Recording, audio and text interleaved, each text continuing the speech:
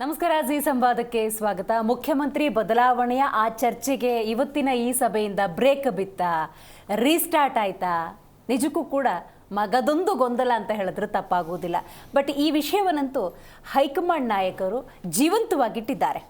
ಯಾಕಂತ ಹೇಳಿದ್ರೆ ಇವತ್ತೊಂದು ಕ್ಲೈಮ್ಯಾಕ್ಸ್, ಬೆಳಗ್ಗೆ 11 ಗಂಟೆಗೆ ಮೀಟಿಂಗ್, ಸುದೀರ್ಘವಾದಂಥ ಚರ್ಚೆ ಅಂದಾಗ ಆ ಬಗ್ಗೆಯೇ ಚರ್ಚೆಯಾಗಿಲ್ಲ. ರಾಜ್ಯಸಭೆ ವಿಚಾರಕ್ಕೆ ಚರ್ಚೆಯಾಗಿದ್ದು ಅಂತ ಸ್ವತಃ ಕೆ.ಸಿ. ವೇಣುಗೋಪಾಲ್ ಅವರು ಸ್ಪಷ್ಟಪಡಿಸಿರುವುದರಿಂದಾಗಿ ರಾಜ್ಯದ ಕಾಂಗ್ರೆಸ್ ನಾಯಕರು ಈ ಸಂದರ್ಭದಲ್ಲಿ ಏನು ಹೇಳ್ತಾರೆ ಅನ್ನೋದು ಕೂಡ ಬಹಳ ಮುಖ್ಯ ಆಗಿದೆ. ಕಡೆ ಪಕ್ಷ ಸಂಪುಟ ಪುನರಚನೆಯಾದರೂ ಆಗುತ್ತಾ, ಅದರ ಬಗ್ಗೆ ಕೂಡ ಕ್ಲಾರಿಟಿ ಇಲ್ಲ. ಇಲ್ಲಿ ಹೈಕಮಾಂಡ್ ನಾಯಕರು ರಾಜ್ಯದ ಘಟಾನುಘಟಿ ನಾಯಕರನ್ನು ಕನ್ವಿನ್ಸ್ ಮಾಡಿದ್ರು, ಘಟಾನುಘಟಿ ನಾಯಕರು ಹೈಕಮಾಂಡ್ನೇ ಕನ್ವಿನ್ಸ್ ಮಾಡಿ ಬಂದಿದ್ದಾರೋ, ಇಂಥ ಒಂದು ದ್ವಂದ್ವದ ಸ್ಥಿತಿಯಲ್ಲಿ ಇವತ್ತು ಕೂಡ ಅದೇ 3 ವರ್ಷದಿಂದ ಚರ್ಚೆ ಮಾಡ್ಕೊಂಬಂದ್ವಲ್ಲ, ಅದನ್ನೇ ಡೀಟೇಲ್ ಆಗಿ ಮಾತಾಡ್ತಾ ಹೋಗೋಣ. ನಾನು ದಿವ್ಯಶ್ರೀ.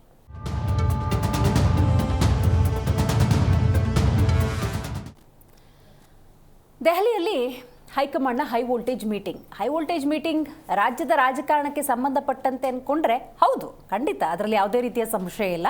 ಆದರೆ ರಾಜ್ಯಸಭೆಯ ವಿಚಾರವಾಗಿ ಕುರ್ಚಿ ಕದನಕ್ಕೆ ಸಂಬಂಧಪಟ್ಟಂತೆ ಅಂತ ಯಾವುದೇ ರೀತಿಯ ಟಾಕ್ ಆಗಿಲ್ಲ ಅನ್ನುವಂಥ ಕ್ಲಾರಿಟಿಯನ್ನು ಕೆ.ಸಿ. ವೇಣುಗೋಪಾಲ್ ಅವರು ಕೊಡುವ ಪ್ರಯತ್ನವನ್ನು ಮಾಡಿದ್ದಾರೆ.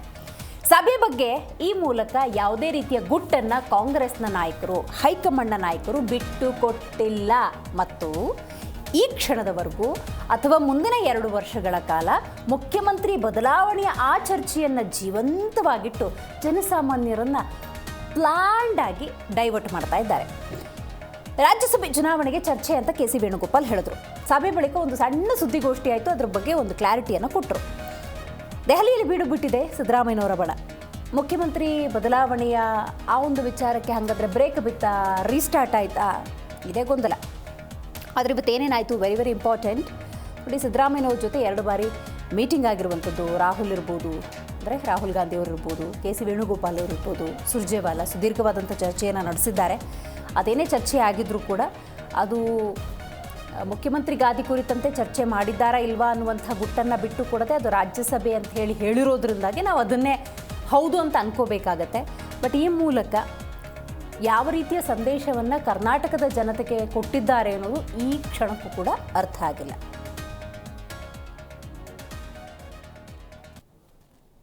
ಸಿ.ಟಿ. ರವಿ ಹಾಗೂ ಬಸನಗೌಡ ಪಾಟೀಲ್ ಯತ್ನಾಳ್ ಮಾತಾಡಿದ್ದಾರೆ, ಬನ್ನಿ ಕೇಳೋಣ. ದೆಹಲಿಗೆ ಹೋದ್ರೂ ಇವ್ರ ಕಿವಿ ಕಣ್ಣು ಎಲ್ಲ ಮುಂದೆ ಯಾರು ಮುಖ್ಯಮಂತ್ರಿ ಆಗ್ತಾರೆ,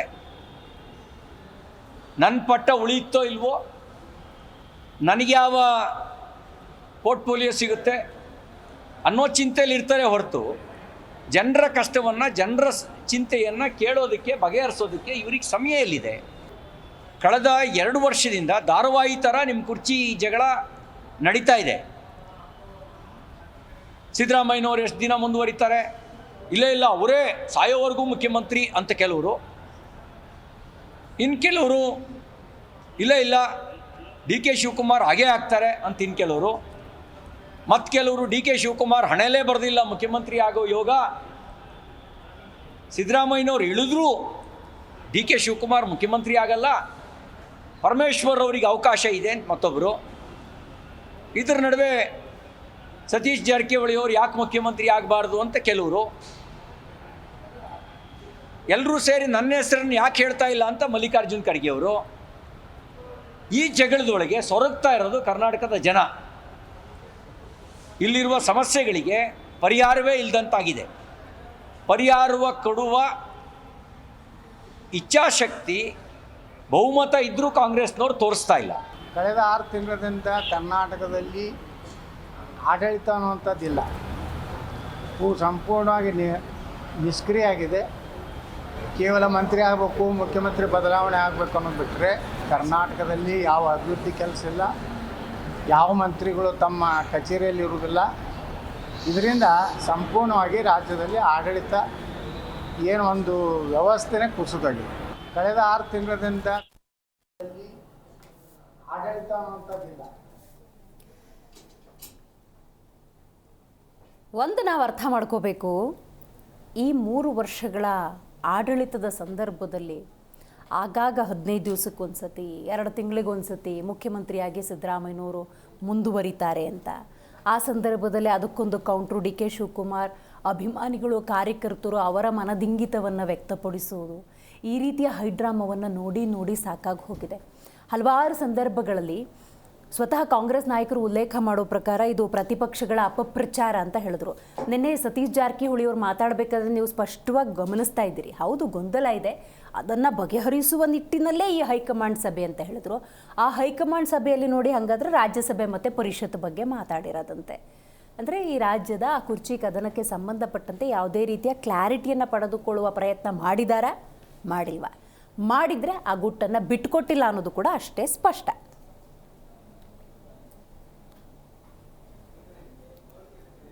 ಈ ಬಗ್ಗೆ ಮಾತಾಡಲಿಕ್ಕೆ ಮೊದಲನೇದಾಗಿ ನಮ್ಮ ಕಾರ್ಯಕ್ರಮದಲ್ಲಿ ಕಾಂಗ್ರೆಸ್ ವಕ್ತಾರರಾಗಿರುವಂತಹ ದರ್ಶನ್ ಅವರಿದ್ದಾರೆ. ನಮಸ್ಕಾರ. ಇನ್ನು ರಾಜಕೀಯ ವಿಶ್ಲೇಷಕರಾಗಿರುವಂತಹ ಹಿರಿಯ ಪತ್ರಕರ್ತರು ಧರಣೇಶ್ ಬುಕ್ನಕೆರೆ ಇದ್ದಾರೆ. ನಮಸ್ಕಾರ. ಇನ್ನು ಬಿಜೆಪಿ ವಕ್ತಾರರಾಗಿರುವಂತಹ ಯದುಕುಮಾರ್ ಗೌಡ್ರು ಇದ್ದಾರೆ. ನಮಸ್ಕಾರ. ನಮಸ್ತೆ ಮೇಡಮ್. ದರ್ಶನ್ ಅವರೇ, ರಾಜ್ಯ ಜನಕ್ಕೆ ಈಗ ಹೆಂಗಾಗ್ಬಿಟ್ಟಿದೆ ಅಂದರೆ ಇದು ಸೀರಿಯಲ್ ಅಲ್ಲ, ಮೆಗಾ ಸೀರಿಯಲ್ ಥರ 3 ವರ್ಷದಿಂದ ಕಂಟಿನ್ಯೂ ಆಗ್ತಾನೆ ಇದೆ. ಇನ್ನೂ 2 ವರ್ಷ ಈ ಮೆಗಾ ಸೀರಿಯಲ್ ಮುಂದುವರಿಯುತ್ತೋ ಅಥವಾ ಇದಕ್ಕೊಂದು ಬ್ರೇಕ್ ಹಾಕುವಂಥ ನಿಟ್ಟಿನಲ್ಲಿ ಹೈಕಮಾಂಡ್ ಏನಾದರೂ ಒಂದು ಕ್ಲಾರಿಟಿಯ ಒಂದು ಸುದ್ದಿಗೋಷ್ಠಿಯಲ್ಲಿ ಹೇಳುವಂಥ ಪ್ರಯತ್ನ ಮಾಡುತ್ತಾ ಅಂತ? ನೋಡಿ, ಇವತ್ತು ಮಾಧ್ಯಮಗಳು ಕೆ ಸಿ ವೇಣುಗೋಪಾಲ್ ಅವರು ಬಂದು ಅವರ ಪ್ರತಿಕ್ರಿಯೆ ಕೊಡೋ ತನಕ ಅವ್ರದ್ದೇ ಆದಂಥ ರೀತಿಯಾದಂತಹ ಒಂದು ಚರ್ಚೆಗಳು. ಆ ರೂಮ್ ಒಳಗಡೆ ಏನು ಡಿಸ್ಕಷನ್ ಆಯಿತು, ಅವ್ರು ಈ ಮಾತು ಹೇಳಿದ್ರಂತೆ, ರಾಹುಲ್ ಗಾಂಧಿ ಅವ್ರು ಹಿಂಗೆ ಹೇಳಿದ್ರಂತೆ, ಸಿದ್ದರಾಮಯ್ಯ ಅವ್ರು ಹಿಂಗೆ ಕೇಳಿದ್ರಂತೆ, ಡಿ ಕೆ ಶಿವಕುಮಾರ್ ಹಂಗೆ ಮಾತಾಡಿದ್ರಂತೆ, ಇದೇ ಒಂದು ಕಾಲ್ಪನಿಕ ಚರ್ಚೆಗಳು ಬೆಳಗ್ಗೆಯಿಂದ ನಿನ್ನೆ ರಾತ್ರಿಯಿಂದನೂ ನಡೀತಾ ಬಂತು. ನಮ್ದು ಯಾವುದು ಮೆಗಾ ಸೀರಿಯಲ್ ಇಲ್ಲ ಮೇಡಮ್. ನಮ್ಮದು ಕರ್ನಾಟಕ ರಾಜ್ಯ ಸರ್ಕಾರ ಸೂಪರ್ ಹಿಟ್ ಮೂವಿ. ನಾವು ಜನಗಳಿಗೆ ಏನೇನು ಕೊಡಬೇಕೋ, ನಾವು ಏನೇನು ಭರವಸೆಗಳನ್ನ 592 ಮ್ಯಾನಿಫೆಸ್ಟೋದಲ್ಲಿ ಏನು ಭರವಸೆಗಳನ್ನ ಹೇಳಿದ್ವಿ, ಅದರಲ್ಲಿ ಸುಮಾರು 272 ಭರವಸೆಗಳನ್ನ ಈಡೇರಿಸಿ ಒಂದು ಉತ್ತಮವಾದಂಥ ಸರ್ಕಾರವನ್ನು ರಾಜ್ಯ ಸರ್ಕಾರ ಜನತೆಗೆ ನಾವು ಏನೇನು ಭರವಸೆ ಈಡೇರಿಸಿದ್ದೀವಿ ಅದು ಜನರಿಗೂ ನಮಗೂ ಗೊತ್ತಿರ್ತಕ್ಕಂಥ ವಿಚಾರ. ಅದಕ್ಕೀಗ ಪ್ರಿಪ್ರೇಟರಿನೋ ಅಥವಾ ವಾಟ್ ಎಕ್ಸಾಮ್ ಬಂತು ಮೊನ್ನೆ, ಒಂದು ಬೈ ಎಲೆಕ್ಷನ್ನು, ಎಷ್ಟೆಲ್ಲ ನಾವು ನಮ್ಮ ಸರ್ಕಾರ ಹೋಯ್ತು ಅಲ್ಲಿತ್ತು ಅಂತ ಅವರ ಒಂದು ಚರ್ಚೆ ಆದರೆ, ನೀವು 2 ಪಕ್ಷ ಜಂಟಿ ಕುಸ್ತಿನೋ ಮಾಡಿದ್ರು ಸಮೇತ 2 ಕ್ಷೇತ್ರದಲ್ಲೂ ಅವ್ರನ್ನ ಸೋಲ್ಸೋ ಮೂಲಕ ನಮ್ಮ ಒಂದು ಜನರ ಅಭಿಪ್ರಾಯ ಒಂದು ತೀರ್ಪು ನಮಗೆ ಬೇಕಿತ್ತು, ಕೊಟ್ಟಿದ್ದಾರೆ. ಇಲ್ಲಿ ಅನಾವಶ್ಯಕ ಈ ರೀತಿ ಗೊಂದಲಗಳು ಏನು ಅವಶ್ಯಕತೆ ಇಲ್ಲ. ಯಾಕೆಂದ್ರೆ ಮಾನ್ಯ ಸಿದ್ದರಾಮಯ್ಯನವರು, ಮಾನ್ಯ ಡಿ ಕೆ ಶಿವಕುಮಾರ್ ಅವರು ದ ಡೇ ಫಸ್ಟ್ ಇಂದ ಒಂದು ರೀತಿ ಅಣ್ಣ ತಮ್ಮನ ರೀತಿನೇ ಇರ್ತಕ್ಕಂಥದ್ದು. ಪ್ರತಿ ಬಾರಿ ಅವ್ರು ಯಾವುದೇ ರೀತಿಯಾದಂತಹ ವಿಭಿನ್ನವಾದಂತಹ ಹೇಳಿಕೆಯನ್ನ ಈವನ್ ಟಿಲ್ ಟುಡೇ ಯಾವ ಒಂದು ಮಾಧ್ಯಮಗಳಿಗಾಗ್ಲಿ ಅಥವಾ ಎಲ್ಲೇ ಆಗಲಿ ಯಾವುದೇ ಸಮಾರಂಭದಲ್ಲಿ ಅವರು ಕೊಟ್ಟಿಲ್ಲ. ಆದ್ರೆ ಈ ರೀತಿಯಾದಂತಹ ಚರ್ಚೆ ಯಾಕೆ ಅನ್ನುವಂಥದ್ದು ನೋಡಿ. ಈಗ ಯಾಕೆಂದ್ರೆ ನೋಡಿ, ನಿನ್ನೆ ಸತೀಶ್ ಜಾರಕಿಹೊಳಿ ಅವರು ಹೌದು ಗೊಂದಲ ಇದೆ, ಅದಕ್ಕಾಗಿನೇ ಈ ಮೀಟಿಂಗು, ಒಂದು ಕ್ಲಾರಿಟಿ ಸಿಗುತ್ತೆ, ಶುಭ ಸುದ್ದಿ ಬಂದ್ರು ಬರ್ಬೋದು ಅಂತ ಅವರೇ ಹೇಳಿದ್ದಾರೆ. ಪ್ರತಿಪಕ್ಷಗಳ ಅಪಪ್ರಚಾರ, ಮಾಧ್ಯಮಗಳ ಸೃಷ್ಟಿ ಅನ್ನೋದಕ್ಕಿಂತ ಹೆಚ್ಚಾಗಿ ನಿಮ್ಮ ನಾಯಕರು ಹೇಳಿರೋದನ್ನು ಕೂಡ ನೀವು ನೆನಪಿಸ್ಕೋಬಹುದಲ್ಲ. ಲಾರ್ಜೆಸ್ಟ್ ಪಾರ್ಟಿಯಾಗಿ ಒಂದು ರಾಷ್ಟ್ರೀಯ ಪಕ್ಷ ಆಗಿದೆ. ಒಂದು ಚಿಕ್ಕ ಮನೆಯಲ್ಲಿ ಗಂಡ ಹೆಂಡತಿಗೆ ಅಲ್ಪ ಸ್ವಲ್ಪ ಇರ್ತದೆ, ಅದೇ ಸಂಸಾರ ಅಂತ ಹೇಳುವಂಥದ್ದು. ಏನು ಇಲ್ಲ, ನಾವು ಬರೀ ನಗಾಡ್ಕೊಂಡೆ ಸಂಜೆ ತನಕ ಇರ್ತೀವಿ ಅಂದ್ರೆ ಅದು ಒಂದು ಸಂಸಾರ ಆಗುದಿಲ್ಲ. ನಾವು ಸಂಜೆ ತನಕ ಹೊಡೆದಾಡ್ಕೊಂಡೇ ಇರ್ತೀವಿ ಅಂದ್ರೆ ಅದು ಸಂಸಾರ ಆಗುದಿಲ್ಲ. ನಾವು ಸಂಜೆ ತನಕ ಅಳ್ಕೊಂಡೇ ಕೂತಿರ್ತೀವಿ ಅಂದ್ರೆ ಅದು ಸಂಸಾರ ಆಗುದಿಲ್ಲ. ಎಲ್ಲರೂ ಇದ್ದಾಗಲೇ ಅದು ಆಕ್ಚುಲಿ ಸಂಸಾರ ಮಾಡಿದ್ರೆ ಗೊತ್ತು ಹೆಂಗಿರುತ್ತೆ. ಎಲ್ಲದೂ ಇದ್ದಾಗ್ಲೇನೆ ಅದೊಂದು ತುಂಬು ಕುಟುಂಬ ಅಂತ ಹೇಳುವಂಥದ್ದು. ಮೇಡಮ್, ಇವಾಗ ಮೇಜರ್ ಆಗಿ ನಮ್ಗೆ ಇವಾಗ ರಾಜ್ಯಸಭಾ 3 ಸೀಟ್ ಇರ್ತಕ್ಕಂಥದ್ದು. ನಾವು ಆ 3ಕ್ಕೆ ಯಾವ ಅಭ್ಯರ್ಥಿಗಳನ್ನ, ಮಲ್ಲಿಕಾರ್ಜುನ್ ಖರ್ಗೆ ಸಾಹೇಬ್ರು ಇದ್ದಾರೆ, ಹಾಗೆ ಯಾರನ್ನ ಹಾಕ್ಬೇಕು ಅನ್ನುವಂಥ ಒಂದು ದೊಡ್ಡ ಡಿಸ್ಕಷನ್ ಇದು. ಹಾಗೇನೆ MLC ಅದರಲ್ಲಿ ಒಂದು ಮೇಲ್ಮನೆಗೆ ಹಿರಿಯರು ಅಥವಾ ಯುವ ಮನಸ್ಸುಗಳಿಗೆ ಅವರು ಅವಕಾಶ ಕೊಡ್ತಾರೋ, ಯಾವೊಂದು ನಿರ್ಧಾರಗಳನ್ನ ಮಾಡ್ತಾರೆ. ಯಾಕೆಂದ್ರೆ ಯಂಗ್ ಜನರೇಷನ್ ಒಂದ್ ಕಡೆ ಕ್ರಿಯೇಟ್ ಮಾಡಬೇಕಾಗ್ತದೆ, ಹಿರಿಯರ ಒಂದು ಮಾರ್ಗದರ್ಶನ ಬೇಕಾಗ್ತದೆ. ಅದು ಮೇಲ್ಮನೆಗೆ ಆದಷ್ಟು ಅನುಭವಿಗಳು ಹೋದಾಗ ಸೊ ಅದು ನಾವು ಕಲಿಯುವಂಥವ್ರು, ನಾವು ಕಲಿಯೋದಕ್ಕೆ ಬಹಳ ಹೆಲ್ಪ್ ಆಗ್ತದೆ. ಹಾಗೆ ಆ ಒಂದು ಚರ್ಚೆ ಅನ್ನೋದನ್ನ ಮಾನ್ಯ ವೇಣುಗೋಪಾಲ್ ಅವರು ಹೇಳಿದ್ದಾರೆ. ನಮ್ಮಲ್ಲಿ ಯಾವುದೇ ರೀತಿಯಾದಂಥ ನಿರ್ಧಾರಗಳನ್ನ ಏನೇ ಇರ್ಬೋದು, ಸಂಪುಟ ಪುನರ್ರಚನೆ ಆಗಿರ್ಬೋದು ಅಥವಾ ಇನ್ಯಾವುದೋ ಚೇಂಜಸ್ ಮತ್ತಿನ್ನೊಂದು ಅನ್ನುವಂಥ ವಿಚಾರಗಳಿರ್ಬೋದು, ಯಾವುದೇ ನಿರ್ಧಾರ ಆದರೆ ನಮ್ಮ ದೆಹಲಿ ಹೈಕಮಾಂಡ್ ಅವರು ತಗೊಳ್ತಾರೆ.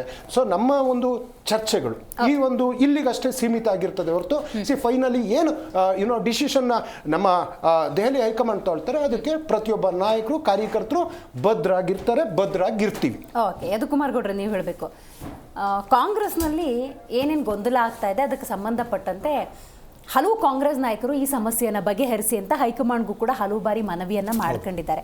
ಆದರೂ ಕೂಡ ಈ ಸಮಸ್ಯೆ ಏನು ಮುಗಿದಿದೆ ಅಂತೇನಿಲ್ಲ. ಇದೊಂಥರ ರೀಸ್ಟಾರ್ಟು ಅಥವಾ ಅದನ್ನು ಜೀವಂತವಾಗಿಡುವ ಪ್ರಯತ್ನವೋ ಏನೋ ಒಂದು ರೈಟ್ ನೌ ರಿಸಲ್ಟ್ಸ್ ಬಂದಿದೆ. ನಾನು ಅದನ್ನೇ ಹಲವಾರು ಸಂದರ್ಭದಲ್ಲಿ ನಿಮ್ಮ BJP ಅಥವಾ JDSನ ಹಲವು ನಾಯಕರಿಗೆ ಉಲ್ಲೇಖ ಮಾಡಿದಾಗ ನೀವೆಲ್ಲರೂ ಹೇಳ್ತಾ ಇದ್ರಿ, ಇಲ್ಲ ಇದು ಆಂತರಿಕ ವಿಚಾರ, ನಾವು ಅದರಲ್ಲಿ ಮೂಗು ತೂರ್ಸೋಕ್ಕಾಗಲ್ಲ ಅಂತ. ಬಟ್ ರಾಜ್ಯದ ಹಿತದೃಷ್ಟಿಯಿಂದ ರಾಜ್ಯದ ಜನ ಕೂಡ ಗೊಂದಲದಲ್ಲಿರಬಾರ್ದು, ಆ ನಿಟ್ಟಿನಲ್ಲಿ ಪ್ರತಿಪಕ್ಷವಾಗಿ ಈ ಗೊಂದಲವನ್ನು ಬಗೆಹರಿಸಿ ಅಂತ ಕೇಳೋ ಕಾಲ ಬಂದಿದೆಯಾ, ಅಥವಾ ಕೇಳ್ತಿರೋ ಇಲ್ವಾ? This is not hour subject ಅಂತ ವಿಡ್ರಾ ಮಾಡ್ಕೊಳ್ಳೋದು ಹೆಂಗೆ? ಇಲ್ಲ, ಈ ನಡುವೆ ಅಂದಾಗ ಖಂಡಿತವಾಗ್ಲೂ ಕೇಳಲೇಬೇಕಾಗುತ್ತೆ ಮೇಡಮ್. ಯಾಕಂದ್ರೆ ರಾಜ್ಯದ ಜನರು ಬೇಸತ್ತು ಹೋಗಿದ್ದಾರೆ. ತಾವು ಹೇಳ್ದಂಗೆ ಇದೊಂಥರ ಮೆಗಾ ಸೀರಿಯಲ್ ತರ ಹೋಗ್ತಾನೆ ಇದೆ, ರಾಜ್ಯದ ಜನರು ಕೇಳ್ತಾನೆ ಇದ್ದಾರೆ, ಇದು ಮಾಡ್ತಾ ಇದ್ದಾರೆ. ನಮ್ಗೊಂದು ಸುಲಿತವಾದ ಆಡಳಿತ ಬೇಕು. ಯಾಕಂದ್ರೆ ಪ್ರತಿಯೊಂದು ಕ್ಷೇತ್ರದಲ್ಲಿ ನೋಡಿದ್ರು ಆಡಳಿತ ಯಂತ್ರ ಕುಸಿದಿದೆ. ಯಾವುದೇ ಇಲಾಖೆಯಲ್ಲಿ ತಗೊಂಡ್ರು ಆಡಳಿತ ಯಂತ್ರ ಕುಸಿದಿದೆ. ಜನರು ಇವರೆಲ್ಲ ಇಬ್ಬರಿಗೂ ಅವ್ರ ಹೈಕಮಾಂಡ್ ಬುಲಾವ್ ಮಾಡಿದ್ರು ಏನೋ ಒಂದು ಇತ್ಯರ್ಥ ಆಗುತ್ತೆ.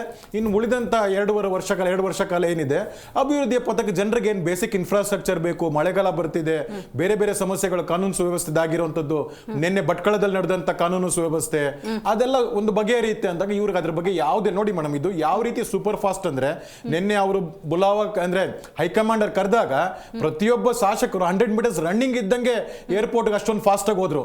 ಪಾಪ ಇವ್ರು ಮಿತ್ರರು ಹೇಳ್ತಾ ಇದ್ರು ಅವರಿಬ್ರು ಅಣ್ಣ ತಮ್ಮದಿರು ಬೇರೆ ಬೇರೆ ಫ್ಲೈಟ್ ಅಲ್ಲಿ ಹೋದ್ರು. ಒಂದು ಗುಂಪು, ಒಂದು ಅಣ್ಣ ತಮ್ಮ ಗುಂಪು ಒಂದು ಫ್ಲೈಟ್ ಅಲ್ಲಿ ಹೋಯ್ತು, ಇನ್ನೊಂದು ಅಣ್ಣ ತಮ್ಮ ಮುಂಚೆನೆ ಹೋಗ್ಬಿಟ್ಟಿದ್ದ, ಇನ್ನು ಅಣ್ಣ ಅದ್ರ ಹಿಂದೆ ಹೋದ್ರು. ಸೊ ಯಾವ ಅಣ್ಣ ತಮ್ಮದಿರು ಎಷ್ಟು ಇದಾಗಿದ್ದಾರೆ ಅಂತ ತಮ್ಗೆ ಗೊತ್ತಾಗುತ್ತೆ. ಮತ್ತೆ ಇನ್ನೊಂದ್ಸತಿ ಹೇಳ್ತಾ ಇದ್ರು ಅವ್ರು ಸೂಪರ್ ಹಿಟ್ ಮೂವಿ ಅಂತೆ.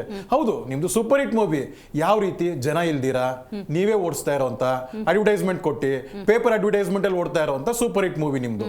ಕಾಂಗ್ರೆಸ್ನ ದುರಾಡಳಿತ, ಶೂನ್ಯ ಆಡಳಿತ, ಇದು ನಿಮ್ದು ಸೂಪರ್ ಹಿಟ್ ಮೂವಿ. ನಾವು ಕೇಳ್ತಾ ಇರೋಂಥದ್ದು ಮೇಡಮ್, ಈಗಾದ್ರೂ ಎಲ್ಲ ಅಲ್ಲ, ಅವ್ರು ಸೂಪರ್ ಹಿಟ್ ಮೂವಿ ಆಗಕ್ಕೆ ನೀವು ಕಾರಣ, ಪ್ರತಿಪಕ್ಷ ಅಷ್ಟು ಆಕ್ಟಿವ್ ಆಗಿಲ್ಲದು ಕೂಡ ಕಾರಣ.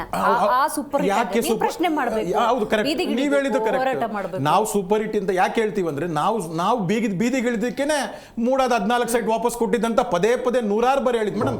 ಈ ತರ ಚರ್ಚೆ ಕಳೆದ 3 ವರ್ಷದಲ್ಲಿ ನಾನು ಸುಮ್ಮನೆ ಲೆಕ್ಕ ಆಗ್ತಾ ಇದೆ, ಸುಮಾರು 73ರಿಂದ 80 ಸತಿ ನಾವು ಮಾಡಿದೀವಿ ಮೇಡಮ್. ಅದಲ್ಲಿ 80 ಸತಿ ಮಾಡಿದೀವಿ ಇದೇ ಚರ್ಚೆ. ನಾವು ಮುಖ್ಯಮಂತ್ರಿ ಏನು ಯಾರು ಅಂತ ಡೇ 1 ಇಂದ ಸ್ಟಾರ್ಟ್ ಆಗಿ ಇವತ್ತು 3 ವರ್ಷ ಕಂಪ್ಲೀಟ್, ಮೇ 20 ಕಂಪ್ಲೀಟ್ ಆದಾಗ ಸುಮಾರು 80 ಸತಿ ಇದೊಂದೇ ಚರ್ಚೆ ಮಾಡಿದಿವೆ ಹೊರತು ಆಡಳಿತದ ಬಗ್ಗೆ ಯಾವುದೂ ಚರ್ಚೆ ಮಾಡಿಲ್ಲ.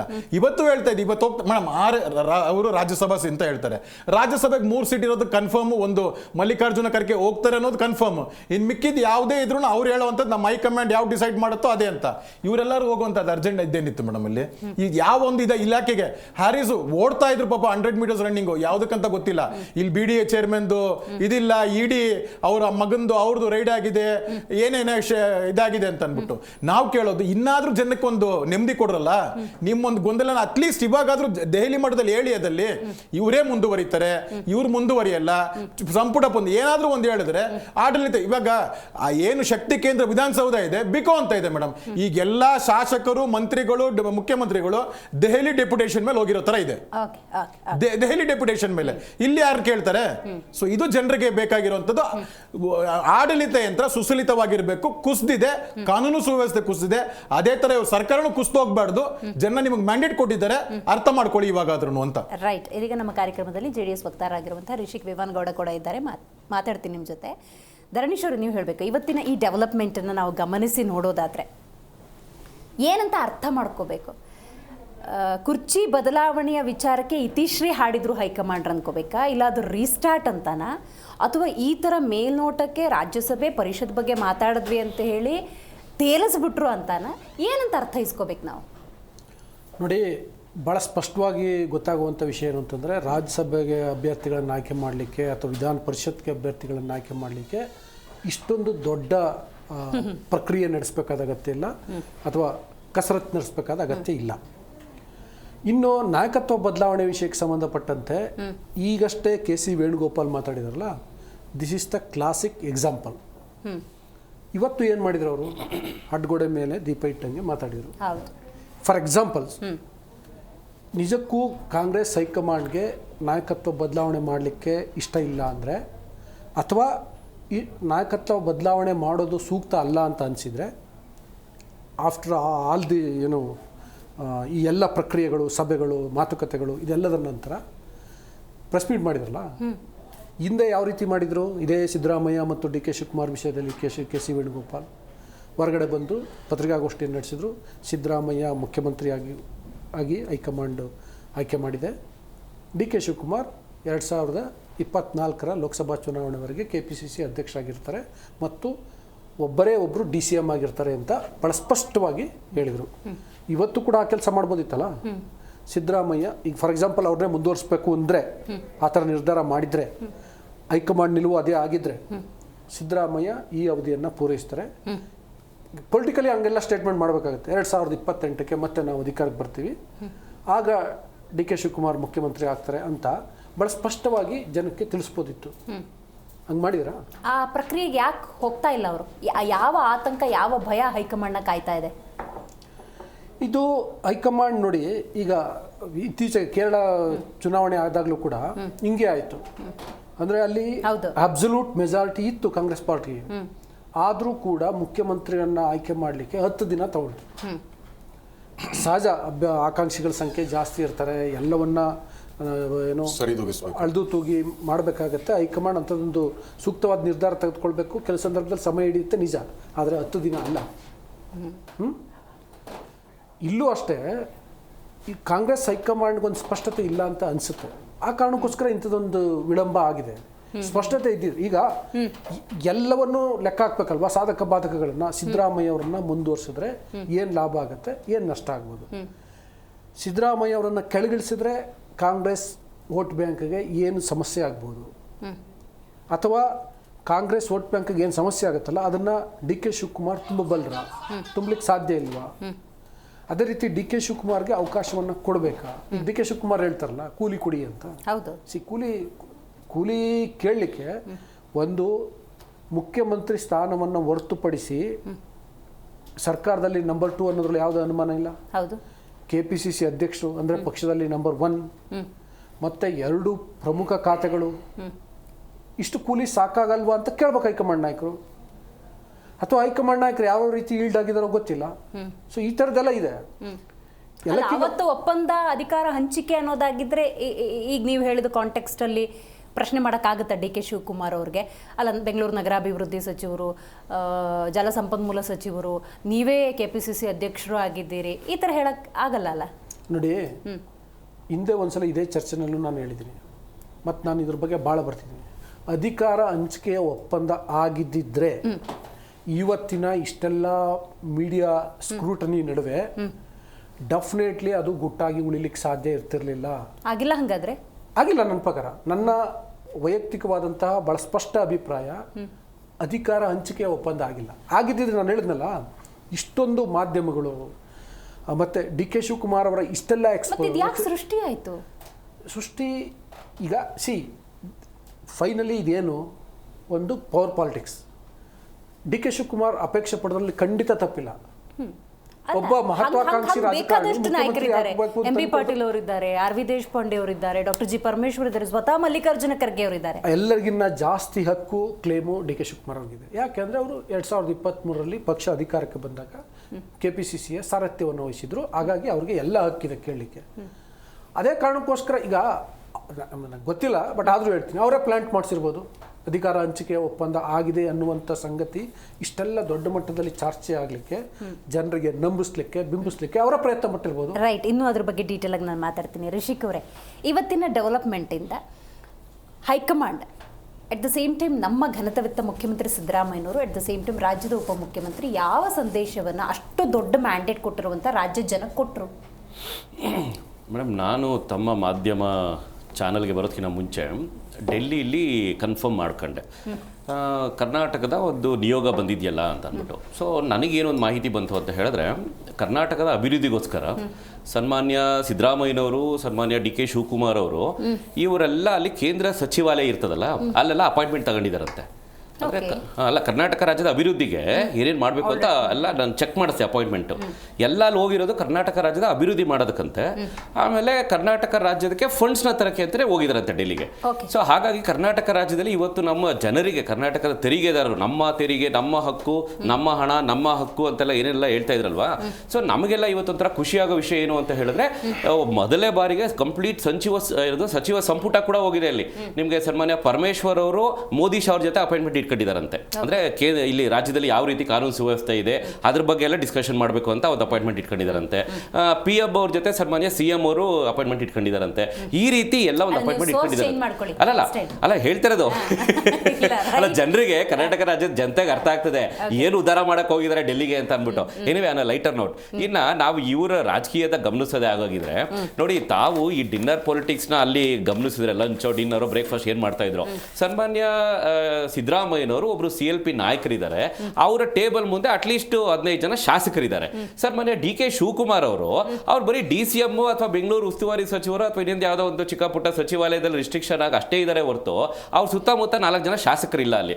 ಸೊ ಅಲ್ಲಿ ಹೈಕಮಾಂಡ್ ಕೂಡ ಏನ ಗಮನಿಸಿದೆ ಅಂತ ಹೇಳಿದ್ರೆ, ನೋಡಪ್ಪ ನೀವು ಡೆಲ್ಲಿಗೆ ಬರಬೇಕಾದ್ರೆ ನಿಮ್ಮ ಸುತ್ತಮುತ್ತ ನಿಮ್ಮ ಸುತ್ತಮುತ್ತ ಅಟ್ಲೀಸ್ಟ್ 40 ಜನ ಶಾಸಕರು ಕರ್ಕೊಂಡ್ ಬನ್ನಿ ನೀವು ಅಂತ ಕ್ರಿಸ್ಟಲ್ ಕ್ಲಿಯರ್ ಆಗಿ ಹೇಳಿದ್ದಾರೆ. ಇವ್ರು ಹೋಗ್ಬಿಟ್ಟು ನಾನು ಕೆಲಸ ಮಾಡಿದೀನಿ ಕೂಲಿ ಕೊಡಿ ಅಂತ ಹೋಗಿ ಕೇಳಕ್ ಹೋದ್ರೆ, ಈ ಕೂಲಿ ಕೇಳಕ್ ಇಲ್ಲಿಂದ ಅಲ್ಲಿವರೆಗೂ ಹೋಗ್ಬೇಕಾ ನೀವು? ಒಂದು ಫೋನ್ ಮಾಡಿದ್ರೆ ಸಾಕಪ್ಪ, ಕೊಡ್ಬೇಕಾಗಿರೋ ಕೂಲಿ ಅಲ್ಲಿಂದ ಕಳಿಸ್ಕೊಂಡು ಕೊಡ್ತಾರೆ. ಈ ಹಿಂದೆನೆಲ್ಲ ಕಳಿಸ್ಕೊಂಡು ಕೊಟ್ಟಿದ್ದಾರೆ, ಒಂದು ಚೀಟಿಲೇ ಕೂಲಿ ಕೊಟ್ಟು ಕಳಿಸ್ತಾರೆ. ಕಾಂಗ್ರೆಸ್ ಅಲ್ಲದೆ ದೊಡ್ಡ ವಿಷಯ ಏನಲ್ಲ ಅದು. ಆಮೇಲೆ ಸನ್ಮಾನ್ಯ ಸಿದ್ದರಾಮಯ್ಯನವರು ಹೇಳಿದ್ದಾರೆ, ಸನ್ಮಾನ್ಯ ರಾಹುಲ್ ಗಾಂಧಿ ಅವರು ಏನಾರು ಹೇಳಿದ್ರೆ ನಾನು ಈಗಲೇ ರಾಜೀನಾಮೆ ಕೊಡ್ತೀನಿ ಅಂತ ಹೇಳ್ತಾ ಇದ್ದಾರೆ. ಸೊ ಹಾಗಾದ್ರೆ ನಿಮಗೆ ಇಲ್ಲಿ ಅದ್ರ ವಿಚಾರವಾಗಿ ಡಿಸ್ಕಷನ್ನೇ ಇಲ್ಲ. ಈಗ ನಮ್ಮ ಹಿರಿಯ ಪತ್ರಕರ್ತರು ಹೇಳ್ದಂಗೆ ನಿಮಗೆ ಅಲ್ಲಿ ಒಂದು ವೇಳೆ ಏನದು ಹಂಚಿಕೆನೆ ಮಾಡ್ಕೊಂಡಿಲ್ಲ ಇವರು ಅಂತ ಹೇಳೋದಾದ್ರೆ, ಯಾಕೆ ಈ ಸರ್ಕಸ್ ಎಲ್ಲ ಮಾಡ್ತಾ ಇದ್ದೀರಾ ನೀವು? ಯಾಕೆ ಬಂದ್ಬಿಟ್ಟು ಆಚೆ ಹೇಳ್ಕೊಂಡು ಹೋಗ್ತಾ ಇದ್ದೀರಾ? ಮತ್ತೆ ಹಳೆ 4 ಮುಖಗಳು ನಿಮ್ಗೆ ಯಾರು, ಸನ್ಮಾನ್ಯ ಶಿವಗಂಗಾ ಅವರು, ಇಕ್ಬಾಲ್ ಹುಸೇನ್ ಅವರು, ಆಮೇಲೆ ಇನ್ನೊಂದು ಯಾರೋ 1-2-3 ಜನ, ಇವ್ರು 4 ಜನ ಬಿಟ್ರೆ 40 ಜನ ಅಲ್ಲೆಲ್ಲೂ ಕಾಣಿಸ್ತಾನೆ ಇಲ್ಲ ನಿಮ್ಗೆ ಹೇಳಕ್ಕೆ. ಸೊ ಇವರು ಇಲ್ಲಿ ಕುತ್ಕೊಂಡು ಸಚಿವ ಏನದು ಪುನರಾವಚನೆ ಮಾಡ್ಬೇಕಾದ್ರೂ ಆಗ್ಲಿ ಅಥವಾ ರೀಶಫಲ್ ಅಲ್ಲಿ ಮತ್ತೊಂದಲ್ಲಿ ಏನೇ ಮಾಡ್ಕೋಬೇಕು ಅಂದ್ರೆ ಇಲ್ಲೇ ಕುತ್ಕೊಂಡು ಮಾಡ್ಕೋಬೋದಾಗಿತ್ತು. ಈಗ ಅಲ್ಲಿ ಡೆಲ್ಲಿಗೆ ಹೋಗ್ಬಿಟ್ಟು ಮಾಡೋವಂಥದ್ದು ಏನಿದೆ ನೀವು? ಈಗ ಈ ಹಿಂದೆ ಸಾಕಷ್ಟು ಬಾರಿ ನಾವು ನೋಡ್ಕೊಂಡ್ ಬಂದಿದ್ದೀವಿ ತಾನೆ.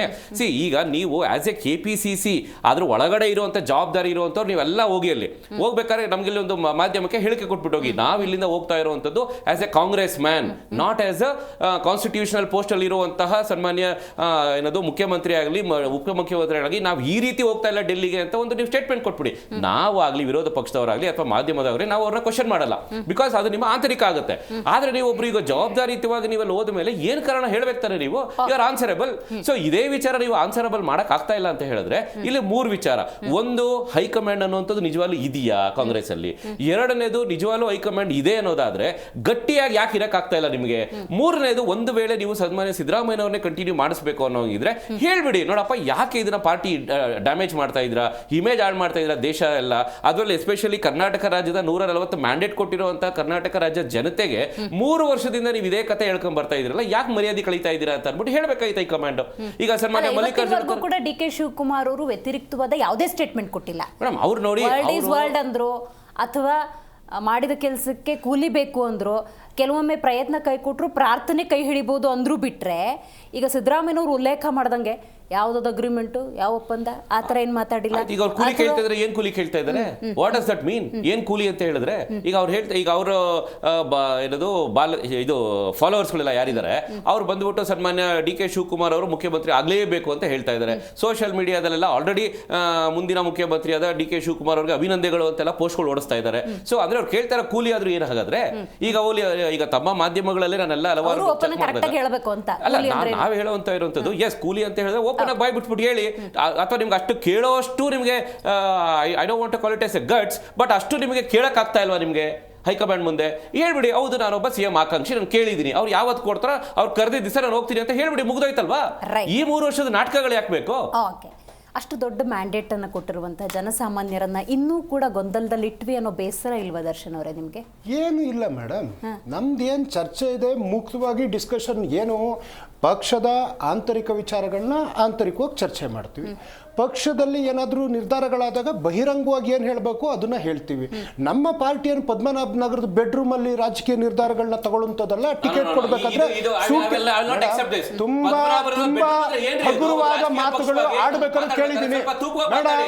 ತುಂಬಾ ಹಗುರವಾದ ವಿಕೃತವಾದ ಮಾತು ಪದಗಳು ಬಂದಿದ್ದ ಕೇಳಿದ್ದೀನಿ ಮೇಡಮ್. ಮೇಡಮ್ ಒಂದ್ ನಿಮಿಷ ನಮ್ಮ ಗಟ್ಸು ಇನ್ನೊಂದು ಎಲ್ಲ ಪದ ಕೇಳಿದೆ. ಕೂತ್ಕೊಳ್ಳಕ್ ಹೇಳಿ ಅಲ್ಲ, bedroom ಬೇಡ, ಚೆನ್ನಾಗಿ ನಾನು ಹೇಳಿಲ್ಲ ಅದನ್ನ, ನಾನು ಹೇಳಿಲ್ಲ, ಅವ್ರ ಪಕ್ಷದವ್ರು ಹೇಳಿರೋದು. ಸೂಟ್ ಕೇಸ್ ಅಂತ ದರ್ಶನ್ ಹೇಳ್ತಾ ಇಲ್ಲ, ದೇವೇಗೌಡರು ಮೊಮ್ಮಗ ಪ್ರಜ್ವಲ್ ರೇವಣ್ಣ ಹೇಳಿರೋದು. ನಾನು ಹೇಳಿದ್ದೀನ? ಬೆಡ್ ಮನೆ ಅಂದ್ರೆ ಬೆಡ್ರೂಮ್ ಇದ್ದೇ ಇರುತ್ತೆ. ಏನ್ ಬೆಡ್ರೂಮ್ ಏನ್ ಕೇಳ್ದ? ಅಲ್ಲ ಅಲ್ಲ, ನಿರ್ಧಾರಗಳು ನಾವು ದೇವೇಗೌಡರು ನೋಡ್ತಿರೋದು ಮೇಡಮ್.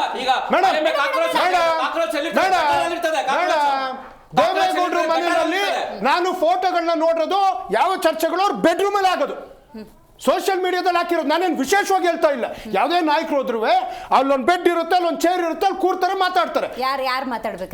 ಯಾವುದೇ ನಾಯಕರು ಹೋದ್ರು. ಮೊನ್ನೆ ಯಾರೋ ನಾಯಕರು ಹೋಗಿದ್ರು, ಯಾರು ರಮೇಶ್ ಗೌಡ ಅಂತಾನೆ ಯಾರೋ, ಅಲ್ಲೇ ಕೂತಿದ್ರು, ಅಲ್ಲೇ ದೇವೇಗೌಡರು ಮಾತಾಡ್ಬೇಕು. ಮೇಡಮ್ ಏನೋ ಅವ್ರು ಹಿರಿತನಕ್ಕೆ ಏನಾದ್ರು ಅವಮಾನ ಮಾಡಿದ್ದೀನ? ಏನೋ ಅವಮಾನ ಮಾಡಿದ್ದೀನ? ಸೋಮ್ನೆ ಡ್ರ್ಯಾಗ್ ಮಾಡ್ಕೊಂಡು ಮೇಡಮ್, ನಮ್ದು ಹಾಗೆ ಸೂಟ್ ಕೇಸಿಂದ ಯಾರಿಗೂ ಟಿಕೆಟ್ಗಳನ್ನ ಆಕಾಂಕ್ಷಿಗಳನ್ನ ಕೊಡುವಂತ ಪರಿಸ್ಥಿತಿಲಿ ಕಾಂಗ್ರೆಸ್ ಪಕ್ಷ ಇಲ್ಲ. ಹಾಗೇನೆ ಮೇಡಮ್ ಇವ್ರು ಮಾತಾಡೋದು ಬಿಡ್ತಾರೋ ಇಲ್ಲ, ಬೇಕಾದ್ರೆ ಮಾತಾಡ್ಲಿ.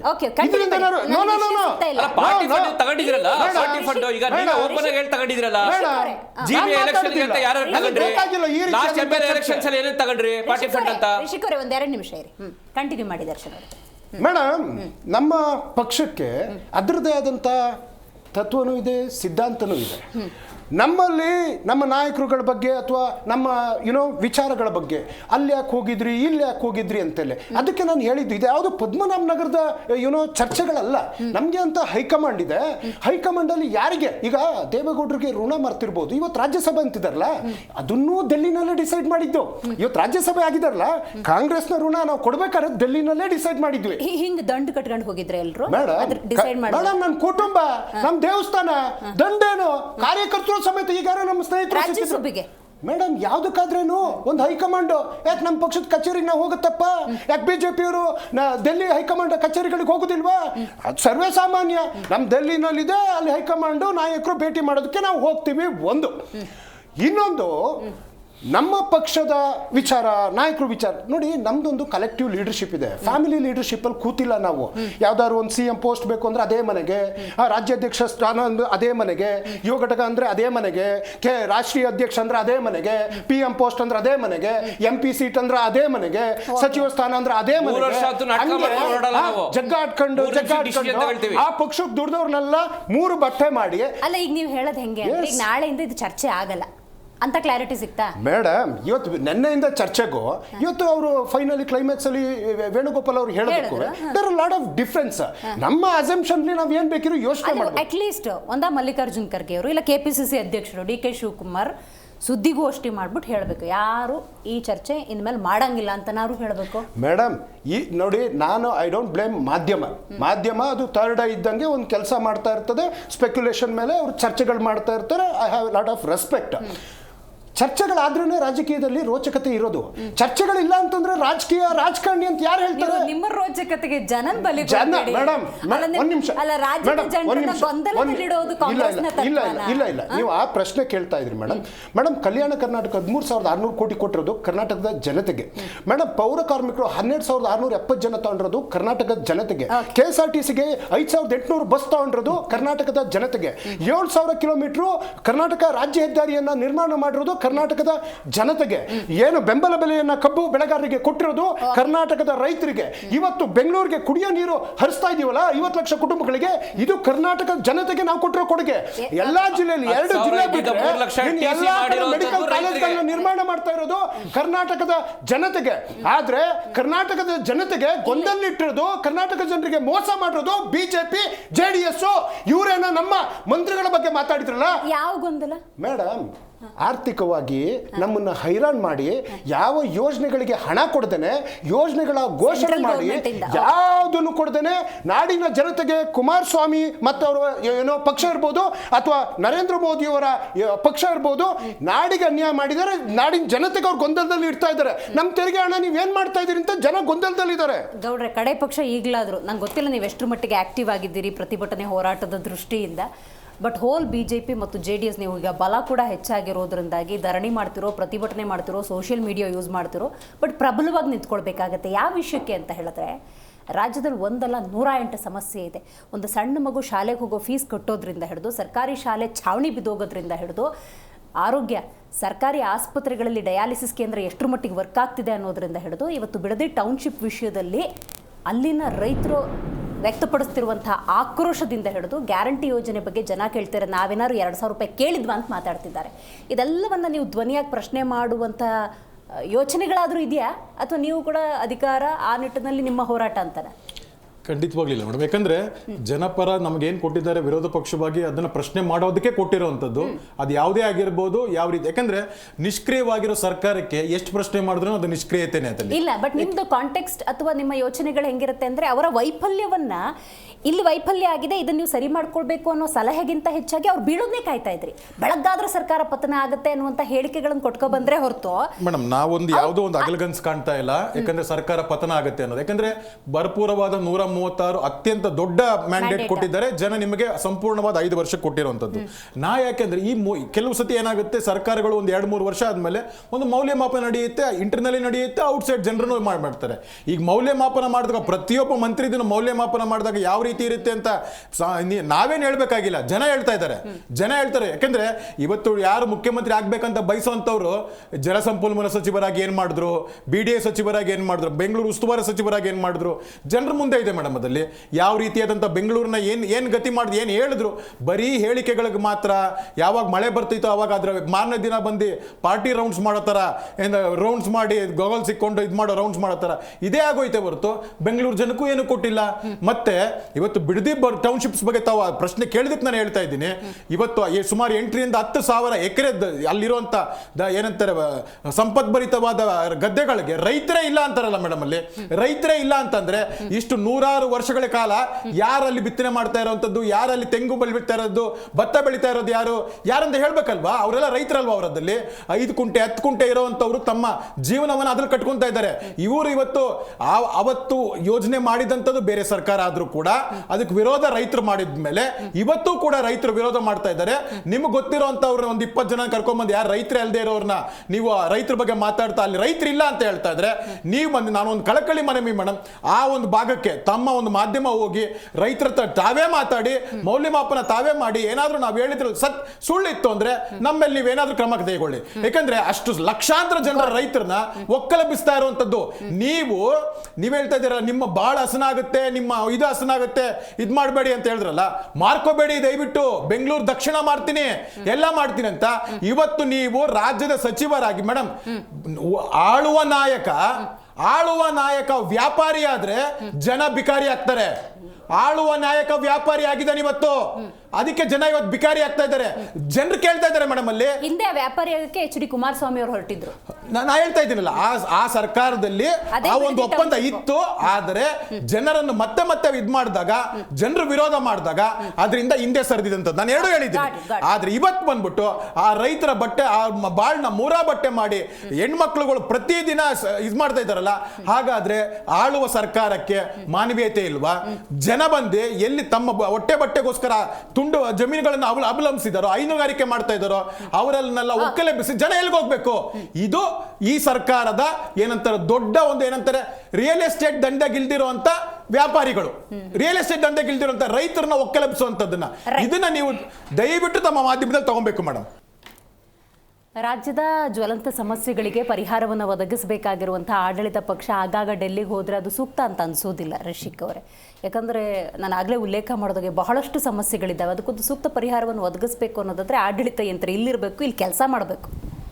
ಮೇಡಮ್ ನೋಡಿ, ಯಾವುದೇ ಒಂದು ರಾಜಕೀಯ ಪಕ್ಷಗಳು ನಾವು ಒಂದು ಸಂಘಟನೆ ಮಾಡೋದು ಏನಕ್ಕೆ ಅಂತ ಹೇಳಿದ್ರೆ ನಮಗೊಂದು ಅಧಿಕಾರ ಸಿಗಲಿ. ಅಧಿಕಾರ ಸಿಕ್ಕಿದಾಗ ನಾವು ಭ್ರಷ್ಟಾಚಾರನ ಝೀರೋ ಮಾಡ್ತೀವಿ ಅಂತ ಯಾರು ಹೇಳ್ತಾ ಇಲ್ಲ, ನಾವು ಕೂಡ ಅದು ಒಪ್ಕೊಳ್ಳಲ್ಲ, ಆಗೋದು ಇಲ್ಲ ಅದು. ಆದರೆ 10 ಜನಕ್ಕೆ ಒಳ್ಳೆ ಕೆಲಸ ಮಾಡಬೇಕು ಅಂತ ಅಂದಾಗ ಏನಾಗುತ್ತೆ, ಒಂದು ಅಭಿವೃದ್ಧಿ ಕಡೆ ನೋಡಬೇಕು, ಎರಡನೇದು ಬೆಲೆ ಏರಿಕೆ ಕಡಿಮೆ ಮಾಡಬೇಕು, ಆಮೇಲೆ ನಮಗೆ ದಿನನಿತ್ಯ ಇರುವಂತಹ ಸಾಕಷ್ಟು ಪ್ರಾಬ್ಲಮ್ಸ್ಗಳಿಗೆ ಏನಾದ್ರು ಒಂದು ಸೊಲ್ಯೂಷನ್ ಕೊಡೋಕ್ಕಾಗತ್ತಾ ಅಂತ ಅಂದ್ಬಿಟ್ಟು ಸರ್ಕಾರಗಳನ್ನ ನೋಡ್ತಾ ಇರ್ತವೆ. ಇವತ್ತಿನ ದಿವಸ ಇಮಿಡಿಯೇಟ್ ಆಗಿ ಕಾಣಿಸ್ತಿರುವಂಥದ್ದು ಏನು ಅಂತಂದ್ರೆ, ಎಲ್ಲ ಶಾಲಾ ಕಾಲೇಜ್ಗಳು ಮಕ್ಕಳಿಗೆ ಫೀಸ್ಗಳು ಕಟ್ತಾ ಇದ್ದಾರೆ.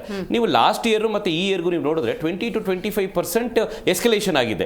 ಯಾಕೆ ಅದು ಎಸ್ಕಲೇಷನ್ ಆಗಿದೆ ಅಂತ ಹೇಳಿದ್ರೆ ಉತ್ತರಗಳೇ ಇಲ್ಲ. ಈಗ ಇದ್ರ ಬಗ್ಗೆ ನೀವು ಒಂದು ಹೋರಾಟ ಮಾಡಬೇಕು ಅಂತ ಹೇಳಿದ್ರೆ ಯಾರ ಹತ್ರ ಹೋರಾಟ ಮಾಡಬೇಕು? ಈಗ ಇಲ್ಲಿರುವಂತಹ ಸರ್ಕಾರದಕ್ಕೆ ಹೋಗ್ಬಿಟ್ಟು ನಾವು ಹೇಳಬೇಕು ಸರ್ಕಾರದಲ್ಲಿ ನಮ್ಗೆ ಏನಾದ್ರು ಸಿಗುತ್ತಾ ಅಂತ ನಾವು ಅಪೇಕ್ಷೆ ಮಾಡ್ತಿರ್ತೀವಿ. ಈಗ ಅವ್ರು ಏನ್ ಮಾಡ್ತಾ ಇದ್ದಾರೆ, ಇರುವಂತಹ ಎಲ್ಲ ಸರ್ಕಾರಿ ಶಾಲೆಗಳನ್ನ ಅಪ್ಗ್ರೇಡ್ ಮಾಡಬೇಕೇ ಹೊರತು ಎಲ್ಲ ಮುಚ್ಕೊಂಡು ಹೋಗ್ತಾ ಇದ್ದಾರೆ. ನಿಮಗೆ ಎಲ್ಲ at the end of the day ಏನ್ ಅನ್ಸುತ್ತೆ ಅಂತ ಹೇಳಿದ್ರೆ ನಾವೆಲ್ಲ ಹೋಗ್ಬಿಟ್ಟು ಪ್ರೈವೇಟ್ ಇನ್ಸ್ಟಿಟ್ಯೂಷನ್ಗೆ ಸೇರಿಸಬೇಕು ಅಂತ ಹೇಳಿದ್ರೆ ಇವತ್ತು ನೀವು ಬರೀ ಒಂದು ಮಾಂಟೆಸರಿ LKG UKG ಮಕ್ಕಳಿಗೆ 50,000 60,000 1 ಲಕ್ಷ ಕಟ್ಟಬೇಕು. ನೀವು ಎಲ್ಲಿಂದ ಕಟ್ತಾರೆ? ಈಗ ನೀವು ಹೇಳ್ತೀರಾ ನಾವು ನಮ್ಮ ಬಡವರ ಪರವಾಗಿರುವಂಥ ಸರ್ಕಾರ ಅಂತ ಹೇಳ್ತೀರಾ. ನಾವು ಬರೀ ಎಜುಕೇಶನ್ ಇಟ್ಕೊಂಡೆ ಇವತ್ತೊಂದು 2 ನಿಮಿಷ ಮಾತಾಡೋದಾದ್ರೆ ಈಗ ಆಟೋ ಡ್ರೈವರ್ ಮಕ್ಕಳು ಎಲ್ಲಿ ಹೋಗ್ಬೇಕು? ಅವರು ನಿಮಗೆ ದುಡಿದ್ರು ಇವತ್ತು ನಿಮಗೆ ಫ್ರೀ ಏನಾದ್ರು ಪುಕ್ಸಟೆ ಗ್ಯಾರಂಟಿ ಕೊಟ್ಟಿರೋದ್ರಿಂದ ಅವ್ರ ಇನ್ಕಮ್ ಕಡಿಮೆ ಆಗಿದೆ. ನಾನು ಅವ್ರಿಗೆ ಅಗೇನ್ಸ್ಟ್ ಇಲ್ಲ, ಮತ್ತೆ ಅದಕ್ಕೆ ವಾದ ಬೇಡ. ಆದ್ರೆ ಅವ್ರು ಇವತ್ತು 1 ಲಕ್ಷ ಕಟ್ಟಬೇಕು ಅಂತ ಹೇಳಿದ್ರೆ ಫೀಸು ಎಲ್ಲಿಂದ ಕಟ್ಟಕ್ಕಾಗುತ್ತೆ? ಒಂದು ಉದಾಹರಣೆಗೆ. ಇನ್ನ ಬೇರೆ ಎಲ್ಲ ಈಗ ಗಾರ್ಮೆಂಟ್ಸ್ಗೆ ಹೋಗುವಂಥವ್ರ ಮಕ್ಕಳು ಇರ್ಬೋದು, ಆಮೇಲೆ ಬೇರೆ ಚಿಕ್ಕ ಪುಟ್ಟ ಬಿಸ್ನೆಸ್ಗಳು ಮಾಡ್ತಾ ಇರೋಂಥವ್ರಿಗೆ ಬಿಸ್ನೆಸ್ಗಳೇ ಇಲ್ಲ ಈ ಕಾಮರ್ಸ್ ಬಂದಾದ್ಮೇಲೆ. ಅವರೆಲ್ಲ ತಮ್ಮ ಮಕ್ಕಳುಗಳನ್ನ ಇವತ್ತು ಒಂದು ಪ್ರೈಮರಿ ಸ್ಕೂಲ್ ಹೈಸ್ಕೂಲ್ಗೂ ಎಲ್ಲರೂ ಸೇರಿಸಬೇಕು ಅಂತ ಹೇಳಿದ್ರೆ ನಿಮಗೆ 1 ಲಕ್ಷ ಇಲ್ಲಿಂದ ಕಟ್ಟಕ್ಕಾಗುತ್ತೆ? ಅದು ಶಾಲೆನ ಅಭಿವೃದ್ಧಿ ಮಾಡೋದ್ರಿಂದ ಹಿಡಿದು ಎಲ್ಲಾ ಇಲಾಖೆಗಳಲ್ಲಿ ಸಮಗ್ರವಾಗಿ ಒಂದು ಒಳ್ಳೆ ಇನ್ಫ್ರಾಸ್ಟ್ರಕ್ಚರ್ ಕೊಡೋದ್ರಿಂದ ಹಿಡಿದು ಒಂದೊಳ್ಳೆ ಎಜುಕೇಶನ್ ಕೊಡಬೇಕು ಅನ್ನೋದಾದ್ರೂ ಕೂಡ ಕೇಂದ್ರದಿಂದ ಕೊಡ್ಲೇಬೇಕು ಮೇಡಮ್. ನಾನು ಒಪ್ಕೊಳ್ತೀನಿ, ಕೇಳಿಸ್ಕೊಳ್ಳಿ. ನೋಡಿ, ಕೇಂದ್ರದಿಂದನೂ ಕೊಡ್ಲೇಬೇಕು. ನಾವು ಇರ್ಬೋದು, ನಾವು ಇವನ್ we are part of the India government, ನಾನು ಅದನ್ನ ಒಪ್ಕೊಳ್ತೀನಿ. ಪ್ರಾದೇಶಿಕ ಪಕ್ಷವಾಗಿ ಕೇಂದ್ರದಿಂದ ಅನುದಾನ ಬರಲೇಬೇಕು. ರಾಜ್ಯದಿಂದ ಏನು ಕೇಳ್ತಾ ಇದ್ರು ಅದಕ್ಕೆ ನಾವು ಸಪೋರ್ಟ್ ಮಾಡ್ತೀವಿ, ನಾನೆಲ್ಲೋ ಅದನ್ನ ಅಪೋಸ್ ಮಾಡ್ತಾ ಇಲ್ಲ. ಆದರೆ ಈಗ ನಾವು ಹೇಳುವಂಥದ್ದು, ಈಗ ನೀವು 55 ಇಂದ 60,000 ಕೋಟಿ ನಾವು ಗ್ಯಾರಂಟಿ ಕೊಟ್ಬಿಡ್ತೀವಿ ಅಂತ ಹೇಳಿದ್ರಿ. ಆಯ್ತು, ನಾನೊಂದು ರಫ್ ಕ್ಯಾಲ್ಕುಲೇಷನ್ಸ್ ಮಾಡಿದೆ. 224 ಕ್ಷೇತ್ರಗಳಿದೆಯಲ್ಲ ನಿಮಗೆ, 224 ಕ್ಷೇತ್ರಕ್ಕೂ ನೀವು ಬರೀ 1 ಕೋಟಿ ಒಂದೊಂದು ಕಟ್ಟಡಕ್ಕೆ ನೀವು ಹೊಸ ಕಟ್ಟಡನಾರು ಮಾಡಿ ಅಥವಾ ರಿಪೇರಿನಾರು ಮಾಡಿ ನೀವು 224 ಒಳ್ಳೆ ಸ್ಕೂಲ್ ಕೊಡ್ಬೋದಾಗಿತ್ತು. ನೀವು 224 ಒಳ್ಳೆ ಕಾಲೇಜ್ ಕೊಡ್ಬೋದಾಗಿತ್ತು. ನೀವು ಆ್ಯಡ್ ಮಾಡ್ಕೊಳ್ತಾ ಹೋಗಿ 224 1 ಕೋಟಿ ಅಂದ್ರೆ ಬರೀ 224 ಕೋಟಿ ಅಷ್ಟೇ. ನಿಮ್ಗೊಂದು ಚಿಕ್ಕದಾಗ ಒಂದು ಸ್ಕೂಲ್ ಮಾಡಬೇಕು ಅಂತ ಹೇಳಿದ್ರೆ ಆಯ್ತು 10 ಕೋಟಿನೇ ಇಟ್ಕೊಳ್ಳೋಣ, ಆಯ್ತು 2,000 ಕೋಟಿ ಆಗುತ್ತೆ ನಿಮಗೆ. ಕೊಡಿ, ಯಾವ್ದಾದ್ರು ಒಂದು ಸಬ್ಜೆಕ್ಟ್ ಇಟ್ಕೊಳ್ಳಿ, 1 ವರ್ಷಕ್ಕೆ ಬಜೆಟ್ ಇಟ್ಕೊಂಡು ನೀವು 1 ವರ್ಷದಲ್ಲಿ ನೀವು ಒಂದು 20,000 ಕೋಟಿನ ಎಜುಕೇಶನ್ಗೆ ಎತ್ತಿಡಿ, ನೆಕ್ಸ್ಟ್ 1 ವರ್ಷದಲ್ಲಿ ಹೆಲ್ತ್ಗೆ ಎತ್ತಿಡಿ, ಅಥವಾ ಇನ್ನೊಂದು 1 ವರ್ಷದಲ್ಲಿ ಮಹಿಳೆಯರ ಸಬಲೀಕರಣಕ್ಕೆ ಎತ್ತಿಡಿ, ಇಲ್ಲ ರೈತರಿಗೆ ಏನೋ ಒಂದು ಅನುಕೂಲ ಆಗೋ 10,000 ಕೋಟಿ ಎತ್ತಿಡಿ. ನೀವು ಈ ರೀತಿ ನಾವು ಎಕ್ಸ್ಪೆಕ್ಟ್ ಮಾಡುವಂಥದ್ದು. ಯಾಕೆಂದ್ರೆ ನಿಮಗೆ ಈ ಹಿಂದೆ ಸಮ್ಮಿಶ್ರ ಸರ್ಕಾರಗಳು